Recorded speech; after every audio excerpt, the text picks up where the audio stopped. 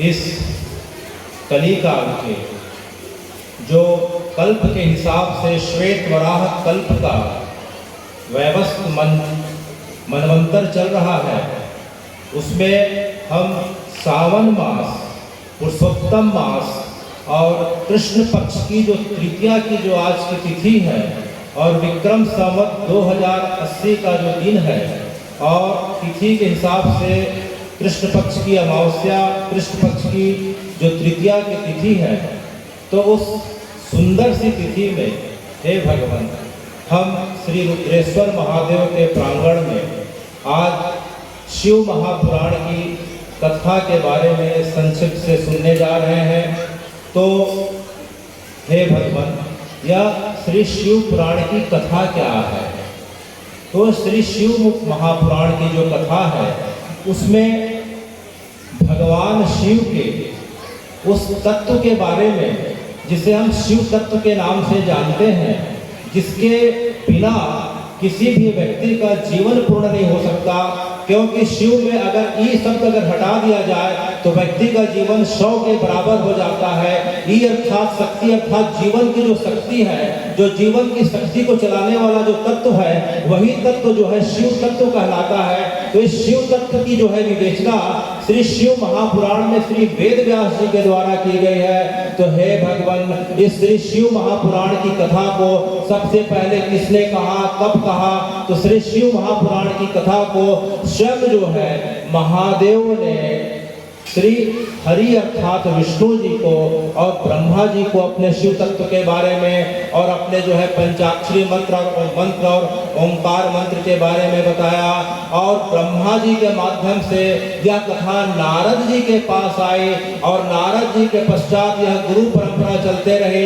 नारद जी के पश्चात यह परंपरा जो है वशिष्ठ जी के पास आई, उसके पास श्री शक्तिमान जी के पास आए, पाराशर जी के पास आए और पाराशर जी के पुत्र जो वेद व्यास जी ने इन जो है 16-18 पुराणों की रचना करते हुए जो शिव महापुराण की रचना करी अर्थात संकलन किया।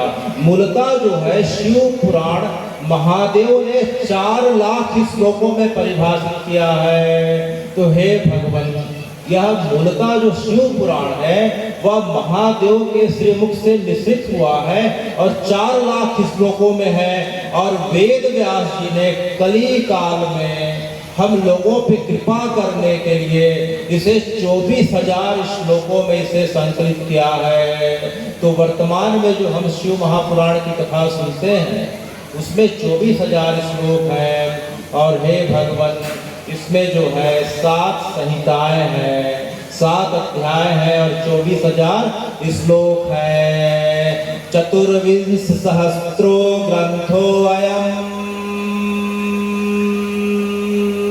सप्तविधा संहिता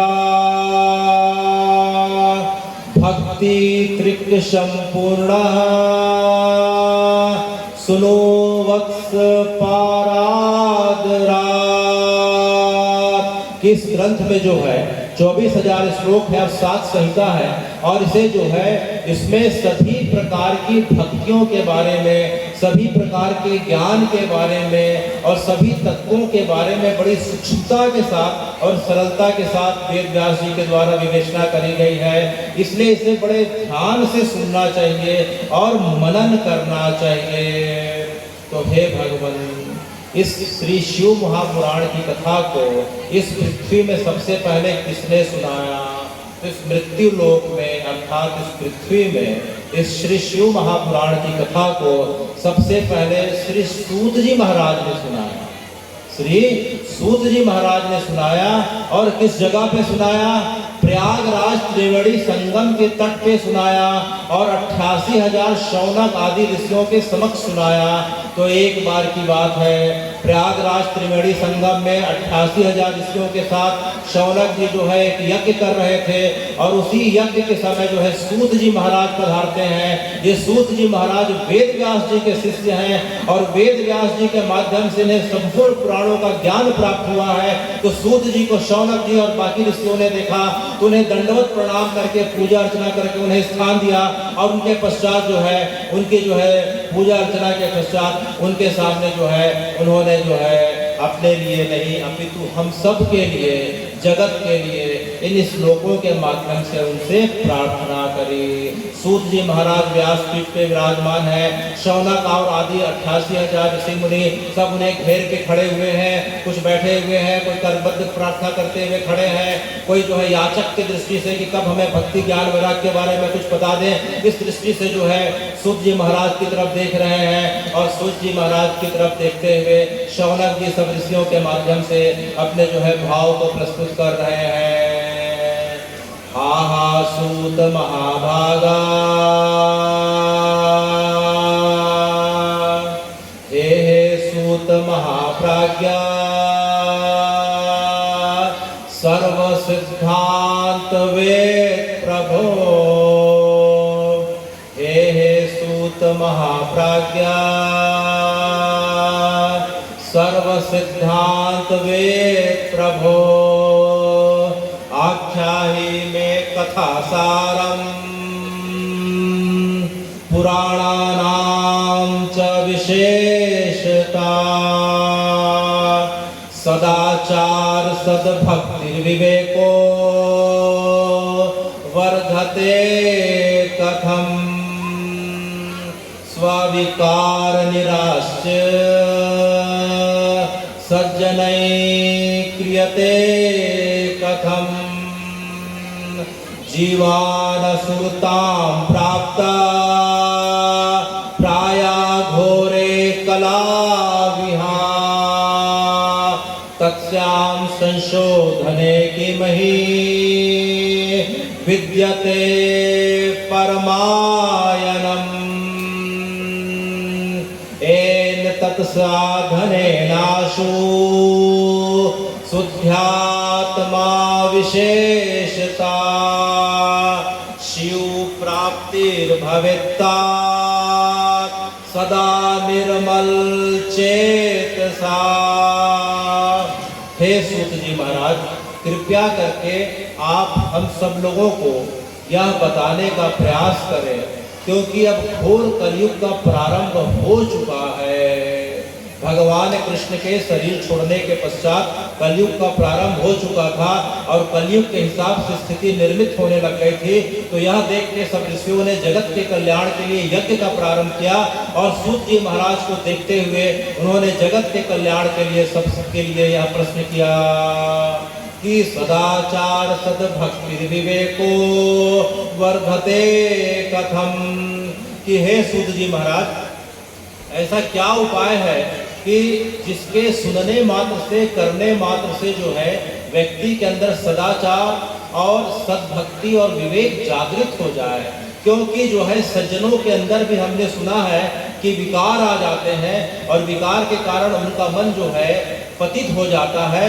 तो सज्जन लोग भी, दुर्जन लोग भी अपने मन को निर्मल कर सके, ऐसा क्या उपाय है? क्योंकि जीवान असुरताम प्राप्ता प्राय घोरे कला विहा, क्योंकि कलयुग आने के पश्चात जो है संसार के सभी व्यक्ति कली काल के प्रभाव में आ जाएंगे और धीरे धीरे जो है अधोगामी प्रवृत्ति के हो जाएंगे। तो उनके जो है उनके उत्थान का उपाय क्या है? और ऐसा कुछ उपाय बताइए। एन तत् साधनेन आशु शुद्धात्मा विशेषता, कि जो है कि ऐसा कोई उपाय बताइए कि जिसको करने मात्र से जो है व्यक्ति का हृदय पवित्र हो जाए, निर्मल हृदय का हो जाए और शिव प्राप्तिर भवेत्ता सदा निर्मल चेतसा, और उसे जो है शंकर जी की प्राप्ति हो जाए और उसका मन निर्मल हो जाए। तो यह सुन के सूत जी महाराज अत्यंत प्रसन्न हो जाते हैं और शौनक आदि सभी ऋषियों को बोलते हैं कि जो है हे शौनक जी, कितना भी कली काल आ जाए, कितनी भी परिस्थिति दुर्गम जटिल हो जाए, इसमें बिल्कुल घबराने की बात नहीं है। बोले कैसे महाराज? बोले कितना भी कली काल आ जाए, बस एक नाम का आश्रय होना चाहिए। वह नाम जो है व्यक्ति को कली काल के कठिन से कठिन दुष्प्रभाव से जो है व्यक्ति को मुक्त कर सकता है। तो वह नाम क्या है? और बोले कथा है, और एक कथा के अंदर एक नाम है, और कथा का मूल सारांश अर्थात कथा का सार ही वह नाम है। तो सूत जी महाराज से शौनक जी आदियों ने पूछा कि महाराज हमारी सुरता बढ़ते जा रही है, वह कथा कौन सी है? तो सूत जी महाराज ने कहा कि कली काल के लोगों को उबारने का बस एक ही माध्यम है, वह श्री शिव महापुराण की कथा, वह श्री शिव महापुराण की कथा। और अंत में जो कथा का सार है, वह सार क्या है? वह सार जो है पंचाक्षरी मंत्र है, और उसमें प्रणव को जोड़ दिया जाए तो षडाक्षरी मंत्र हो जाता है। तो हे भगवान, यह कली काल कितना कठिन कराल रूप में आ जाए, बस हमें तारने का एक ही मंत्र है, ओम नमः शिवाय, ओम नमः शिवाय। तो इस प्रकार से जो है सूत जी महाराज ने बताया कि कितना भी कली काल आ जाए कोई घबराने की बात नहीं, श्री शिव महापुराण की कथा सुननी चाहिए और सुन के मनन करना चाहिए। तो हे भगवान, यह शिव महापुराण की जो कथा है इसके बारे में आप हमें संक्षिप्त में बताएं। तो सूत जी महाराज बताते हैं, चतुर्विंश सहस्रो ग्रंथो अयम सप्त संहिता भक्ति त्रिक संपूर्ण सुनो वस्त्र वत्स पारागरा। किसमें जो है 7 अध्याय है जिसे संहिता कहा जाता है और 24,000 श्लोक हैं। तो जो पहली संहिता है उसे हम जो है श्री विश्वेश्वर या श्री विश्वेश्वर संहिता कहते हैं, दूसरी को रुद्र संहिता कहते हैं, तीसरा जो अध्याय है उसे जो है हम जो है सहस्त्रसूत संहिता, फिर कोटि रुद्र संहिता, फिर 5वां उमा संहिता, 6वां कैलाश संहिता और 7वीं जो संहिता है उसे हम वायव्य संहिता कहते हैं। तो इस प्रकार से 7 जो है संहिताओं में 24,000 श्लोकों से युक्त जो है यह श्री शिव महापुराण है। तो इसी श्री शिव महापुराण में जो है शौनक जी ने पूछा कि हे सूत जी महाराज, हमें कृपया करके यह बताइए कि श्री शिव का, महादेव का हमें किस रूप की पूजा करनी चाहिए।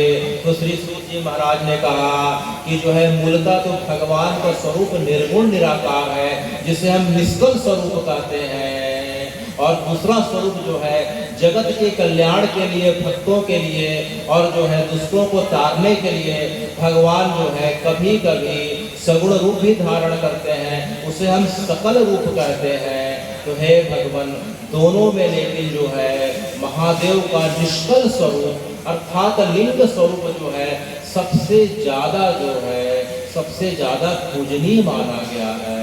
तो हे भगवान, इस भगवान के जो है इस निष्कल स्वरूप के, इस लिंग स्वरूप के, इस ज्योतिष स्वरूप की जो है प्रादुर्भाव की कथा क्या है। तो सूत जी महाराज बताते हैं कि एक बार किसी कल्प की कथा है कि किसी कल्प में ब्रह्मा जी और विष्णु जी को अपने आप को बड़ा होने का अभिमान होने लगा कि मैं बड़ा हूँ और मैं बड़ा हूँ। तो उनके बीच जब वाद विवाद होने लगा तो उनकी वाद विवाद की स्थिति को देखते हुए महादेव ने अपने जो है एक स्वरूप का उनके सामने प्रदर्शन किया। वह स्वरूप पूरा अग्नि की ज्वाला से युक्त था। वह अग्नि की ज्वाला से युक्त जो स्वरूप था जिसे हम अग्नि स्तंभ कहते हैं, वह अग्नि स्तंभ जो है इस प्रकार से बड़ा भयानक था कि ज्वाला की लपट पूरे ब्रह्मांड में फैलने लग जाती है। और वह भगवान का अग्नि स्तंभ इस प्रकार से विशाल का बढ़ता बढ़ता मानो कि तीनों लोगों को पार कर गया और बीच में आकाशवाणी हुई कि हे ब्रह्मा जी, हे विष्णु जी, आपने दोनों में से जो इसका ओर या छोर का, ऊपर या नीचे का जो पता लगा के पहले आएगा वह सबसे बड़ा और पूजनीय माना जाएगा। तो ब्रह्मा और विष्णु जी जो है हजारों वर्षों तक उस अग्नि स्तंभ के ऊपर और नीचे जाके पता लगाने लग गए। ब्रह्मा जी हंस का रूप धारण करके ऊपर जाते हैं, विष्णु जी वराह का रूप धारण करके जमीन के नीचे जाते हैं पृथ्वी के, लेकिन हजारों वर्षों के पश्चात उन्हें जो है अग्नि स्तंभ के ऊपर नीचे का कुछ पता नहीं चलता है। आखिरी में दोनों थक हार के आ जाते हैं। ब्रह्मा जी ने थोड़ा झूठ असत्य का सहारा लिया, इसलिए भगवान ने उन्हें जो है आपकी पूजा ब्रह्मा जी कभी नहीं होगी, यह जो है उन्हें श्राप दिया। और विष्णु जी ने सत्य का सहारा लिया, इसलिए जो है महादेव ने उनका नाम सत्य नारायण रख के उन्हें आलिंगन किया। और देखते देखते जो है यह स्वरूप का कि जिसका ना ओर दिखा रहा था ना कोई छोर दिख पा रहा था, आखिरी में ब्रह्मा जी और विष्णु जी जो है शरणागत हो जाते हैं। तब भगवान अपने सगुण रूप में आते हैं और बताते हैं कि मूलतः जो है यह मेरा अग्नि स्तंभ है, इस अग्नि स्तंभ की जो है पूरी ऊर्जा पूरे जगत में विद्यमान है। हे ब्रह्मा जी और विष्णु जी, आप बिल्कुल परेशान मत हो। तब ब्रह्मा जी और विष्णु जी ने महादेव के इस अग्नि स्तंभ को अपनी शरणागति के साथ स्वीकार किया और जो है सबसे पहले उस अग्नि स्तंभ की, उस ज्योतिर्लिंग की पूजा अर्चना करी। तो हे भगवान, जिस दिन भगवान का या अग्नि स्तंभ या ज्योतिर्लिंग या निर्गुण निराकार स्वरूप का या जो है प्रतीक प्रकट हुआ था, वह जिस दिन यह इसका प्रागट्य हुआ था वह अगहन मास की कृष्ण पक्ष की चतुर्दशी थी, जिस दिन भगवान ने अपने निर्गुण निराकार इस अग्नि स्तंभ का प्रागट्य किया था जगत वालों के लिए। और भगवान के स्वरूप का ब्रह्मा जी और विष्णु जी के द्वारा जिस दिन पूजन किया गया, वह दिन जो है फागुन मास की कृष्ण पक्ष की चतुर्दशी थी। तो हे भगवान, आपका जो अग्नि स्तंभ है, जिसे हम ज्योतिर्लिंग के नाम से भी जानते हैं, उसकी सर्वप्रथम पूजा अर्चना षोडशोपचार जो है सबसे पहले ब्रह्मा जी और विष्णु जी ने किया था। तो हे भगवान, आपका यह ज्योतिर्लिंग जगत में सबसे पहले किस जगह पे प्रकट हुआ था? तो सूत जी ने शौनक जी को कहा कि शौनक जी, इसी प्रश्न को जो है नारद जी ने ब्रह्मा जी से पूछा था। यह भगवान का ज्योतिर्लिंग सबसे पहले भारतवर्ष के मद्रास के 4 घंटे की दूरी पे स्थित एक पहाड़ी है, जिसे हम अन्नामलाई की पहाड़ी कहते हैं, और उस जगह को हम जो है अरुणाचल कहते हैं। उसी जगह पे भगवान का यह ज्योतिर्लिंग अग्नि स्तंभ जो है जगत में सबसे पहले प्रकाशित हुआ था, जिसकी उन्होंने पूजा अर्चना करी थी। और भगवान ने जो है श्री हरि के जो है प्रार्थना करने पे अपने आप को जो है धीरे धीरे समेट लिया और एक जो है एक ज्योतिर्लिंग के रूप में वह जगह प्रकाशित हो गई। तो हे भगवान, जगत में सबसे पहले जो है भगवान के जो हम 12 ज्योतिर्लिंगों का सुंदर जो अभी हम दर्शन कर रहे हैं, वह उसके पहले भी महादेव का पहला जो ज्योतिर्लिंग प्रकट हुआ वह मद्रास के पास और वेल्लोर के निकट जो है अन्नामलाई पर्वत है। अन्नामलाई पर्वत पे ही जो भगवान का अग्नि स्तंभ प्रकट हुआ था, वह निर्गुण निराकार स्वरूप का प्रतीक है। भगवान का जो ज्योतिर्लिंग का स्वरूप है, वह लिंग का अर्थ संस्कृत में प्रतीक होता है। कोई जो मूत्रेंद्रिय या जननेंद्रिय नहीं होती। इस बात को हमें समझना बहुत जरूरी है, क्योंकि विभिन्न जो है अन्य मतों के मानने वाले इसके कारण जो है हमारी परंपरा का उपहास उड़ाते हैं। तो इसी कारण से यह जानना जरूरी है कि भगवान का ज्योतिर्लिंग उनके निर्गुण निराकार स्वरूप का प्रतीक है, जो सबसे प्रथम इस जगत के लिए मद्रास के पास अरुणाचल नाम के स्थान पे अन्नामलाई पर्वत पे प्रकट हुआ। आज भी वह शिवलिंग विद्यमान है। आज भी कोई जाके वहां भगवान के इस अग्नि स्तंभ का दर्शन कर सकता है।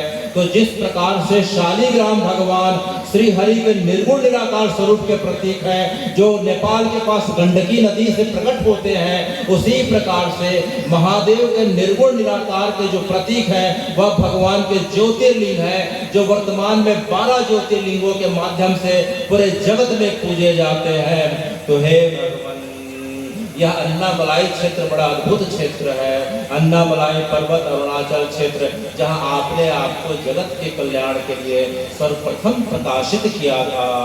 तो इसके पश्चात हम देखते हैं कि हे भगवान, आपने जो है जगत के कल्याण के लिए लोग आपके पास नहीं जा सकते, तो क्या हुआ, आपकी कृपा तो उनके पास जा सकती है। इसी कारण से आपने जगत के लोगों के ऊपर कृपा करने के लिए अपने इस ज्योतिर्लिंग को अलग अलग 12 जगहों पे प्रकट कर दिया, जिसे हम 12 ज्योतिर्लिंग, 12 ज्योतिर्लिंग के नाम से जानते हैं, जिनका नाम स्मरण करने से, जिनके दर्शन मात्र से जो है हे भगवान, आप सबके पापों का शमन करके उन्हें शिवलोक का सानिध्य प्रदान करते हैं। सौराष्ट्रे सोमनाथे च श्रीशैले मल्लिकार्जुनम, उज्जयिन्यां महाकाले ओंकारे ममलेश्वरम, परेल्यां वैद्यनाथं च काकिन्यां भीमाशङ्करं सेतुबन्धे तु रामेशं नागेशं दारुकावने वाराणस्यां तु विश्वेशं त्र्यम्बकं गौतमी तटे हिमालये तु केदारे भुष्मेशां च शिवालया।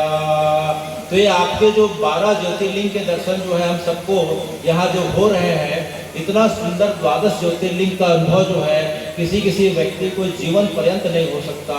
एक साथ इस जगह पे जो इसके जो मुख्य आयोजक हैं श्री नरेंद्र साहू जी, जो भगवान के परम भक्त हैं और उनकी आस्था सनातन के प्रति बड़ी अद्भुत है, उनके माध्यम से श्री सुनील साहू जी, श्री सियाराम साहू सर जो मेरे पिताजी के समान हैं, जब यहाँ आके जब 12 ज्योतिर्लिंग का दर्शन जब करने का सौभाग्य मिला तो ऐसा लगा कि एक साथ भगवान जो है इसी जगह पे प्रकट हो गए हैं।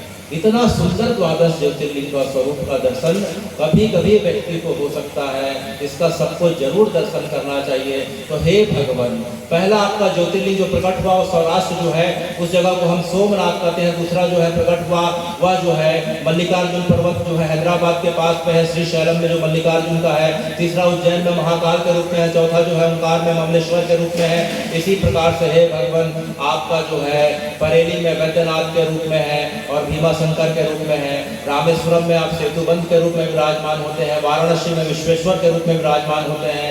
हिमालय में आप केदारनाथ के रूप में विद्यमान होते हैं और महाराष्ट्र में जो है आप जो श्री गणेश्वर के रूप में विराजमान होते हैं। तो सबसे पहला जो है ज्योतिर्लिंग जो है सौराष्ट्र अर्थात सोमनाथ जी का क्यों माना जाता है? सौराष्ट्रे सोमनाथे च श्रीशैले मल्लिकार्जुनम। उसका कारण अगर हम देखते हैं, उसका कारण क्या है कि सोमनाथ अर्थात जो है सोम, चंद्रमा का एक नाम सोम है। चंद्रमा को हम क्या बोलते हैं? सोम बोलते हैं। और जो है मन किसके माध्यम से नियंत्रित होता है? चंद्रमा। चंद्रमा जो है मन का जो है नियंत्रक कर्ता माना जाता है।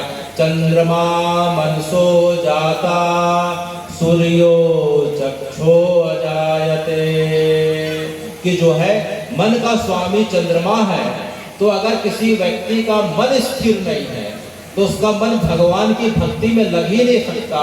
तो सबसे पहला जो है पहली शर्त यह बताई गई है कि भगवान की भक्ति में चाहे कथा श्रवण हो, चाहे नाम जाप हो, चाहे मनन हो, चाहे पठन हो, चाहे कुछ भी हो, अगर मन जब तक स्थिर नहीं है तब तक हम कितना भी प्रयत्न कर लें, हमारे भक्ति का श्रवण मनन का दर्शन का कोई लाभ नहीं होता। इसलिए सबसे पहले जो है मन स्थिर होना चाहिए। तो चंद्रमा जो मन के स्वामी हैं, जब चंद्रमा की स्थिति खराब हो गई थी, जब उनके ससुर दक्ष प्रजापति के द्वारा उन्हें श्राप दे दिया गया था, तो जो चंद्रमा जो है जगत के मन के स्वामी कहे जाते हैं, तो वे जो है किसी सोमनाथ नाम की जगह पे रेत के जो है पार्थिव शिवलिंग का निर्माण करके भगवान को जो है इस पंचाक्षी माध्यम के मंत्र के माध्यम से प्रसन्न करते हैं और भगवान जो है उन्हें इस प्रकार से जो है तारते हैं, उनके रोगों को तो दूर करते ही हैं और अभी तो उन्हें अपने माथे पे स्थान दे देते हैं। भगवान के जो है माथे पे चंद्रमा विराजमान है। भगवान के माथे पे, महादेव के माथे पे चंद्रमा विराजमान है। उसका मतलब यह हुआ कि किसी व्यक्ति का मन कितना भी चंचल हो, उसे जो है सब कुछ आता हो, लेकिन भक्ति जो है ठीक से जो है उसके अंदर प्रवेश नहीं कर पा रही है, मन चंचल है, चंद्रमा चंचल हो गया, तो फिर क्या करना चाहिए? उसे कुछ नहीं करना चाहिए, बस उसे तो जो है ओम नमः शिवाय, ओम नमः शिवाय, ओम नमः शिवाय। तो सिर्फ और सिर्फ जो है भगवान के इस मंत्र का जाप करने से, बोलने मात्र से जो है धीरे धीरे सांसों की गति इस प्रकार से नियंत्रित होने लगती है कि हमारा मन संसार में रहते हुए भटकता नहीं, अपितु भगवान में और सत्कार्यों में लगने लगता है। चंद्रमा जो है इसी बात का सूचक है। और सोमनाथ जी का मंदिर सबसे पहले ज्योतिर्लिंग इसीलिए प्रकट हुआ, क्योंकि भक्ति कितनी भी कर ले, अगर मन जो है नहीं लगे तो भक्ति का कोई मतलब नहीं। इसलिए जो है सौराष्ट्रे सोमनाथे च श्रीशैले मल्लिकार्जुनम। श्रीशैलम पर्वत हैदराबाद के आगे जाते हैं तो वहाँ भगवान मल्लिकार्जुन के रूप में विराजमान है। अर्जुन भगवान महादेव का एक नाम है, मल्लिका पार्वती जी का नाम है। और वहाँ जो है अपने पुत्र कार्तिकेय को मनाने के लिए गए थे, तब से जो है वहाँ भगवान स्थापित हो गए। इसका मतलब क्या है? दूसरे में जो है भगवान श्री शैलम में स्थापित होते हैं, इसका मतलब क्या है? क्योंकि एक बार गणेश और कार्तिकेय जी के बीच जो है यह बात हुई कि कौन बड़ा और किसका विवाह पहला होगा। तो गणेश और पार्वती, गणेश जी और कार्तिकेय जी जो है शिव पार्वती जी के पास जाते हैं। तो सबको पता है कि जो है 7 प्रदक्षिणा करके जो आएगा वह जो है प्रथम पूजनीय माना जाएगा। तो जो है कार्तिकेय जी अपने वाहन मोर पे चले जाते हैं पृथ्वी की प्रदक्षिणा करने, और गणेश जी अपने माता पिता की 7 प्रदक्षिणा करते हैं। क्योंकि माता पिता को जो है, माता पृथ्वी है, पिता आकाश है, ऐसा मान के जो है गणेश जी 7 परिक्रमा करते हैं। भगवान प्रसन्न होकर गणेश जी का विवाह करा देते हैं। और जो है कार्तिकेय जी जब वापस आते हैं तो बड़े भाई होने के नाते छोटे भाई का विवाह पहले प्रथम पूजनीय हुआ, तो उन्हें बड़ा दुख होता है और वे चले जाते हैं। लेकिन कार्तिकेय जी ने भगवान के बातों को आंख बंद करके माना और पृथ्वी की प्रदक्षिणा करी। अर्थात जो है भगवान जो है अपने पुत्र के साथ इसलिए चले गए क्योंकि पुत्र ने आज्ञा के पालन में कोई कोताही नहीं बरती। इसी कारण से हमारी परंपरा, सनातन की परंपरा बताती है कि अगर व्यक्ति माता और पिता को अगर शिव पार्वती मान के बस जो है पूजन कर ले, उनकी आज्ञा को जो है धारण कर ले, तो हे भगवान, जिस प्रकार से कार्तिकेय कैलाश छोड़ के चले गए, लेकिन आप शिव पार्वती उसके पीछे पीछे जाके श्री शैलम में स्थापित हो गए, उसी प्रकार से हे भगवान, जो व्यक्ति जो है उसे मंत्र आता हो, ना जब तक यज्ञ होम हवन कुछ नहीं आता हो, बस अपने माता पिता को सब कुछ मान के उनकी आज्ञा को शिरोधार कर ले, उन्हें प्रसन्न करने का उपाय कर ले, तो साक्षात शिव पार्वती उसके पास आके विराजमान हो जाते हैं। जिस प्रकार से जो है कार्तिकेय जी के पास भगवान जो है श्री शैलम में जाके विराजे हैं। तो मन स्थिर होना चाहिए, माता पिता की आज्ञा माननी चाहिए, तो भगवान कहीं दूर नहीं है, वे तो स्थिर जो है आपके साथ सदा सदा के लिए है। तो हे भगवान, 12 ज्योतिर्लिंगों की कथा तो बड़ी लंबी है। इसके पश्चात हम जो है भगवान महादेव के बारे में कुछ जानने का प्रयास करेंगे कि हे महादेव, आप जो है भस्म धारण क्यों करते हैं? हम अगर देखते हैं तो भगवान का जो है स्वरूप कभी नीला कभी काला बताया जाता है, लेकिन यह उनका वास्तविक स्वरूप नहीं है। महादेव का वास्तविक स्वरूप तो कर्पूर गौरम है, वह कपूर के समान गौर वर्ण के हैं। लेकिन जो है भगवान दिन भर जो है हरे राम हरे राम हरे कृष्ण अपने जो है अपने इष्ट को याद करते करते हुए भगवान अपने इष्ट के स्वरूप में समाहित हो जाते हैं। कृष्ण जो है इस प्रकार से भगवान जो है राम और कृष्ण के रंग में, उनके रंग में जो है श्याम वर्ण में आ गए हैं। अपने इष्ट को याद कर करके उनके विरह वेदना में भगवान जो है उसी स्वरूप में आ जाते हैं। और दूसरा कि भगवान जो है भस्म इसलिए धारण करते हैं क्योंकि हमारा शरीर जो है भविष्य में एक दिन भस्मीभूत होगा, और भस्मीभूत होगा तो उसके पहले हमारा शरीर राख बन जाए, भस्मीभूत हो जाए। तो भगवान इसके माध्यम से हमें बार बार चेताते हैं कि जीवन इसके पहले अंत को चला जाए, शरीर राख हो जाए। कम से कम हमें जो है भगवान के बताए मार्गों में माता पिता के कहना कथन के अनुसार और जो है लोक कल्याण की भावना से कुछ कार्य कर लेना चाहिए, क्योंकि शरीर छूट गया फिर कुछ कार्य का मतलब क्या घर वालों के द्वारा। और तीसरा कि जो है राख है, राख जो है राख के ऊपर कोई चीज चिपकती नहीं, तो हे भगवान, जिसके ऊपर महादेव की कृपा रूपी भस्म जो धारण कर लेता है, वह भले संसार में सबके बीच रहता है, उसके पास संसार चिपकता नहीं, वह तो संसार के बीच रहते रहते उसी वैराग्य को प्राप्त कर जाता है। इसीलिए हे महादेव, आप राख धारण करते हैं, भस्म धारण करते हैं। महादेव की जो परिक्रमा है, हे महादेव, आपकी परिक्रमा पूरी परिक्रमा क्यों नहीं की जाती? आपकी अर्ध चंद्राकार के समान परिक्रमा क्यों की जाती है? वह इसलिए की जाती है क्योंकि जहाँ महादेव की जलहरी जहाँ से निकलती है, उसकी हमें जो है लांघने का नियम नहीं बताया गया। उसके जो है जलहरी के पहले ही हमें वापस पुनः लौटना पड़ता है। उसका कारण क्या है कि हमारी परंपरा में लांघने को जो है अशुभ माना जाता है, अच्छा नहीं माना जाता, इसलिए जलहरी के जल को लांघा नहीं जाता। और दूसरी बात यह है कि जल में हमारी मान्यता यह है कि वरुण देवता का निवास रहता है, इसलिए जल को लांघने का नियम है। और वैज्ञानिक दृष्टिकोण से अगर और देखें तो भगवान शंकर का जो है ज्योतिर्लिंग है, वह अपने आप में न्यूक्लियर रिएक्टर के समान माना गया। उसकी ऊर्जा जो है परमाणु जो है अनुसंधान केंद्र जो होता है, Bhabha atomic centre of Bombay में अगर आप फोटो देखते हैं तो वो एटॉमिक सेंटर का जो फोटो है, पूरा का पूरा निर्माण शिवलिंग की भांति हुआ। और वह इतना गर्म होता है कि 24 घंटे उसमें जो है जलधारा के माध्यम से ठंडा किया जाता है। तो एटॉमिक रिएक्टर में जो जल डाला जाता है, तो वह जो है जल सामान्य मनुष्यों के, प्राणियों के पीने लायक नहीं रहता। लांघने से भी जो है शरीर को जो है कई बार नुकसान होने की संभावना रहती है। इसी कारण से हे भगवान, आपके जो है महादेव के मंदिर की और लिंग की पूरी परिक्रमा करने का विधान नहीं है, सोमसूत्र से वापस लौटने का विधान है।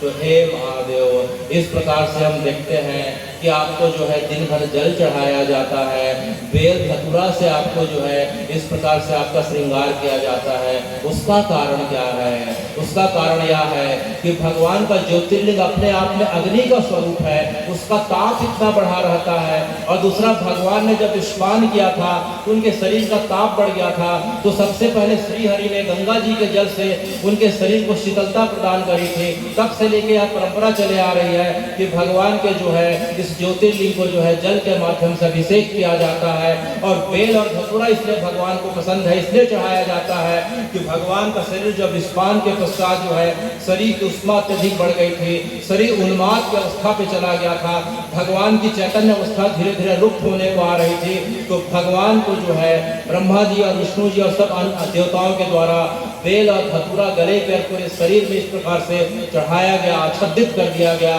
तो बेल और धतूरे के पत्ती में गर्मी को सूखने की, उष्मा को सूखने की, ज्वर को, ताप को सूखने की शक्ति रहती है। इसी कारण से आपके शरीर का ज्वर और ताप कम हुआ था, इसी कारण से जो है यह आपको चढ़ाया जाता है। और यह बेल और धतूरा जो है, और खासतौर से जो धतूरा है, वह उन्माद की स्थिति को नियंत्रित करता है।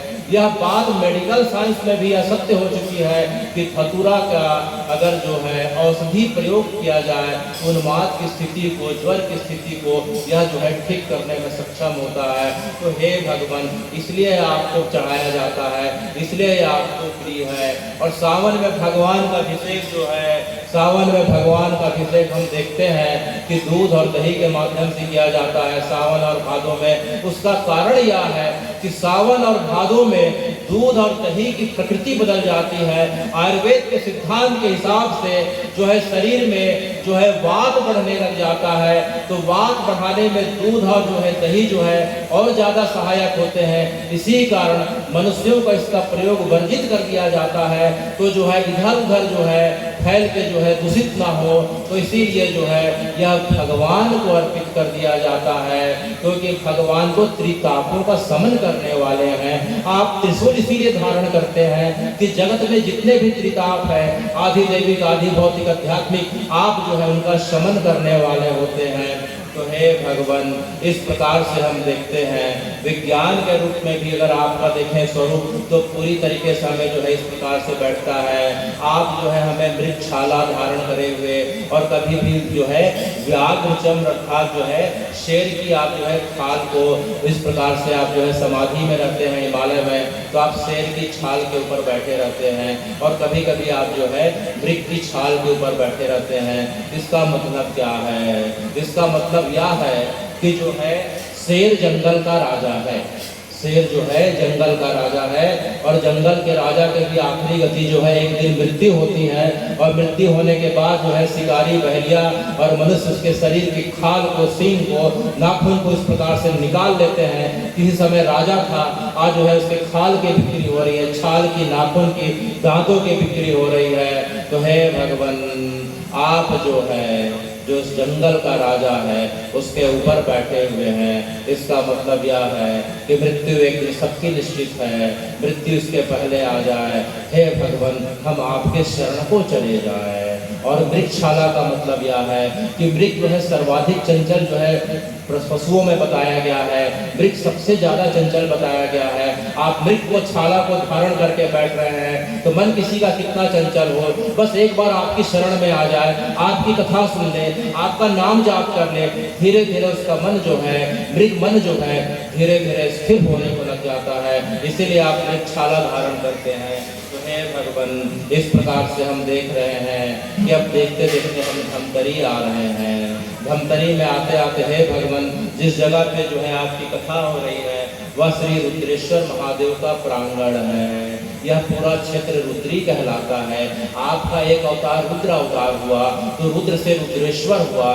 जब राम जी अपने वन वास के समय जब इधर जानकी और लखन के साथ आए थे तो इसी जगह पे जो है रुद्रेश्वर महादेव का जो मंदिर है उसके सामने अगर हम देखते हैं पीपल बड़ावला का जो पेड़ आज भी विद्यमान है, उसी पेड़ के नीचे आपने दोपहरी को विश्राम किया था और सवेरे उठ के जो है भगवान का श्री चित्रोत्पदा गंगा के जल से अभिषेक किया था। तो यह जगह जो है आज की नहीं है, आज से कई लाख वर्ष पूर्व जो है त्रेता के समय से यह जगह जो है रुद्री और रुद्रेश्वर महादेव के रूप में यह जगह विराजित है। तो कथा बताती है कि जो भगवान रुद्र की कथा को सुनते हैं, भगवान रुद्र का दर्शन करते हैं, भगवान रुद्र का नाम और जाप करते हैं, वे भगवान जो हैं वे साक्षात रुद्र के गण के स्वरूप हो जाते हैं। तो हम सब जितने बैठे हैं भगवान के गोद में बैठे हैं, उनकी कथा सुन रहे हैं, उनके नाम का स्मरण कर रहे हैं। इसलिए जो है कथा के हिसाब से हम सभी जो है भगवान के सानिध्य में अब जो है उनके रुद्र गणों के बराबर हो गए हैं। यह जगह रुद्रेश्वर कोई साधारण जगह नहीं, यह रुद्री अनंत काल की पवित्रतम जगहों में से है। अगर देखा जाए तो छत्तीसगढ़ की पवित्रतम जगहों में से एक है, क्योंकि जो है शिवलिंग जिस जगह पे हो प्राकृतिक, जिस जगह पे सामने गंगा जी बह रही हो, जिस जगह पे सामने शमशान हो, उसके बगल की जगह बंजर हो, जिस जगह पे कुछ नहीं होता हो, और जिस जगह पे माघी पूर्णिमा का मेला लगता हो, हे भगवान, जिस जगह पे 5 विशेषताएं मौजूद होती हैं वह जगह काशी के बराबर का माना जाता है। उसकी जो है तुलना काशी के समकक्ष की जाती है। तो यह कोई साधारण जगह नहीं, यह साक्षात काशी का स्वरूप माना गया है, क्योंकि भगवान जो है ज्योतिर्लिंग के रूप में प्रकट है। सामने में गंगा जी है, उसके बगल में जो है हम देखते हैं कि भगवान का जो है वैराग की स्थली अर्थात शमशान है, बगल की जगह बंजर है और माघी पूर्णिमा का मेला भरता है। इसलिए यह जगह कोई साधारण जगह नहीं। हम सब रहने वाले जो है काशी में रहने वाले हैं, ऐसा मान के इस जगह का सम्मान करना चाहिए, नदी को प्रदूषित होने से बचाना चाहिए और जो है मंदिर में जहाँ तक हो सके साफ सफाई का अपनी तरफ से विशेष ध्यान रखना चाहिए, तभी भगवान की ज्यादा कृपा प्राप्त होगी। और हम देखते हैं कि पूरा छत्तीसगढ़ जो है पूरा का पूरा शिवमय हमें दिखाई पड़ता है इस सावन के समय में। बगल में अगर हम जाते हैं तो चंपारण नाम की जगह है, वहाँ श्री चंपेश्वर महादेव के रूप में आप विराज रहे हैं। जिस जगह पे महाप्रभु वल्लभाचार्य जी का आज से 500 वर्ष पहले प्रकट हुआ था, वह भगवान कृष्ण के प्रेमावतार के रूप में आज आए थे। तो जो है चंपेश्वर महादेव के जो है गोद में महाप्रभु वल्लभाचार्य जी का प्राकट हुआ था। और अगर हम देखें गरियाबंद के पास जो विश्व की सबसे प्राकृतिक खुले की शिवलिंग है, जिसका आकार हर साल बढ़ते जाता है, वह जो है भूतेश्वर महादेव के रूप में विराजमान है गरियाबंद के जंगलों में। उसके पश्चात अगर हम राजिम जाते हैं तो जो राजिम में जो त्रिवेणी संगम है, जो छत्तीसगढ़ का जो प्रयागराज कहा जाता है, जहां महानदी सोनभद्र पैरी नदी का संगम दिखाई पड़ रहा, उस जगह पे श्री कुलेश्वर महादेव के रूप में आप विराजमान है। क्योंकि इसी जगह पे जो है वनवास के समय राम जानकी और लखन जी ने जो है आपका जो है पार्थिव शिवलिंग के रूप में आपकी स्थापना करी थी। तब से लेके जो है त्रेता से लेके आज तक आप कुलेश्वर महादेव के रूप में पूजे जाते हैं। रायपुर में अगर हम जाके देखें तो महादेव घाट में हटकेश्वर महादेव के, हाटेश्वर महादेव के रूप में आप वही त्रेता के समय जो है आपकी स्थापना जो है श्री सीता जी और जो है राम जी के माध्यम से हुई थी। अगर हम जो है थोड़ा दूर आरंग में जाते हैं तो वहाँ बागेश्वर महादेव के रूप में आपके जो है इस प्रकार से ज्योतिर्लिंग दिखाई पड़ता है। और तो और जो है छत्तीसगढ़ में जहाँ सबरी का स्थान बताया जाता जिसे शिवरी नारायण कहते हैं, वहाँ शिवरी नारायण के 4 किलोमीटर पहले खरौद नाम की जगह है। वहाँ जो है 1 लाख छिद्र वाले जो है ज्योतिर्लिंग विराजमान है। उस ज्योतिर्लिंग को जो है हम लक्ष्मणेश्वर और लखेश्वर महादेव कहते हैं, क्योंकि जब जो है भगवान को रावण के हत्या के पश्चात, उद्धार के पश्चात जब ब्रह्म हत्या का पाप लग गया था तो लक्ष्मण जी ने इसी जगह पे ब्रह्म हत्या के विमोचन के लिए जो है आपके ज्योतिर्लिंग की स्थापना करी थी। और 1 लाख चावल के दानों को डाल के और जो है जल के माध्यम से आपका अभिषेक किया था। उस ज्योतिर्लिंग की विशेषता यह है कि उसमें 1 लाख चावल के छिद्र है। 1 लाख छिद्र होने के कारण और लक्ष्मण जी के द्वारा स्थापित होने के कारण उसे लखेश्वर महादेव के नाम से जाना जाता है। और तो और नगरी में अगर हम जाते हैं तो नगरी के 4 किलोमीटर पहले एक अद्भुत शिवलिंग दिखाई पड़ रहा है, उसे श्री कोटेश्वर महादेव के नाम से जाना जाता है। वह भी त्रेता के समय का है, जब राम जी को जब जो है ब्रह्म हत्या का रावण के उद्धार के बाद जो है उन्हें जब लग गया था तो वे जो है अपने जो है श्राप के विमोचन के लिए हे राम जी आप लखन जी के साथ इसी कोटेश्वर महादेव जो नगरी के पास है वहाँ जो है आप विराजे थे और भगवान की तरह तरह से पूजा करे थे और जो है अपने श्राप का विमोचन पाए थे। तो कुल मिला के अगर हम देखें तो हरि और हर में कोई अंतर नहीं, राम कृष्ण महादेव में कोई अंतर नहीं, इसमें किसी प्रकार का भेद करना उचित नहीं, क्योंकि जो हरि को प्रिय है वही हर को प्रिय है। भेद करने वाला दोनों का प्रिय है, क्योंकि कथा बताती है कि जहाँ हरि प्रधान है वहाँ के मुख्य देवता हर अर्थात महादेव है। अगर हम जगन्नाथपुरी जाए तो जगन्नाथपुरी के प्रधान देवता जो है लिंगराज भगवान अर्थात जो है भगवान महादेव है। अगर हम काशी जाए तो काशी के प्रधान देवता बिंदु माधव अर्थात जो है श्री हरि है। मथुरा जाके देखें तो जिस जगह पे भगवान का प्रकट हुआ था वहाँ के जो है प्रधान देवता भूतेश्वर महादेव है।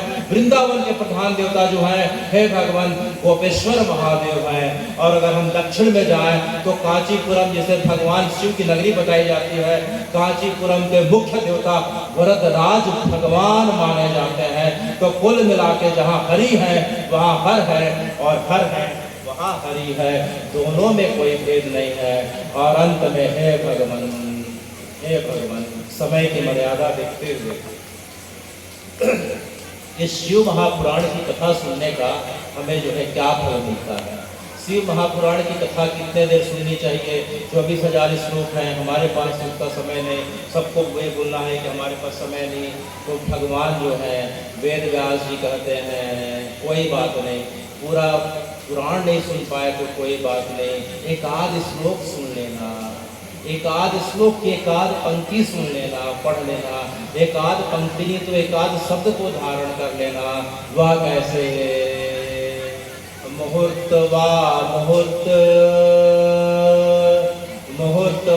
तदर्थ वा तदर्थ क्षण वा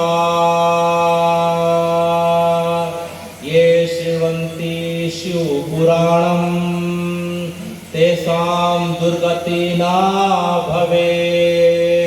कोई मात्र क्षण भर का भी आधा का आधा जो है शिव महापुराण के एक आध श्लोकों का एक आध शब्द जो है कान में सुन लेता है या उच्चारण कर लेता है, उसकी दुर्गति नहीं होती। तो सब पुराणों में जो है श्रेष्ठ कौन सा पुराण बताया गया? सदासेव्या सदासेव्या सदासेव्या विशेषता एतद्धि पुराणस्य कथा परम पावनी। एतद्धि पुराणस्य कथा श्रवणमात्रता किं ब्रवामि फलं तस्य चित्तं शिव समाश्रये। सदा सेव्या सदा सेव्या। व्यास जी कहते हैं कि हमें हर समय हर पल जो है केवल और केवल जो है भगवान के महादेव का नाम का उच्चारण करते रहना चाहिए। सदा सेव्या सदा सेव्या सदा सेव्या विशेषता। उसमें देश काल परिस्थिति का कोई भेद नहीं, उठते जागते बैठते नहाए बिना नहावा किसी भी अवस्था में हे भगवान कोई आपके नाम का बस जाप कर लेता है तो फिर उसका फल क्या होता है। किम ब्रवामि फलम तस्य चित्तम शिव समाश्रयेत्। उसके फल के बारे में क्या बताऊं सोमनाथ जी, जो है सूत जी महाराज कर रहे हैं कि अगर कोई व्यक्ति किसी भी समय बस केवल भगवान के नाम का आश्रय धारण कर लेता है तो उसके हृदय में जो है भगवान का जो है प्रकाश हो जाता है। तो हमें जो है हम क्या कर रहे थे, हम क्या कर रहे हैं, अच्छा बुरा हमारे से क्या घटित हुआ, पुरानी बातों को छोड़ के केवल और केवल जो है भगवान के इस पवित्र नाम का मेरे साथ 3 बार जो है ओम नमः शिवाय का जो है हम सब नाम लें। फिर अब आज की कथा को हम पूरा करने वाले हैं और अंत में जो है मैं आज के आयोजक श्री नरेंद्र साहू जी, सुनील भैया, श्री सियाराम साहू जी, डॉक्टर जाजू नाखुडिया जी, संजू भैया, मैं सभी का जो है बड़ा आभार व्यक्त करता हूँ कि आपने मुझे इस द्वादश ज्योतिर्लिंग का इस प्रकार से दर्शन का सौभाग्य दिया। और आप जितने भी इस प्रांगण में जो श्रोता हैं, आप साक्षात जो है महादेव के रुद्र गण के रूप में विराजमान है। मैं आप सबको प्रणाम करते हुए अपनी वाणी को विराम देने के पहले आप सबसे जो है विनती करूंगा कि भगवान के पवित्र नाम का उच्चारण करते हुए आज की कथा को हम विराम देंगे। ओम नमः शिवाय।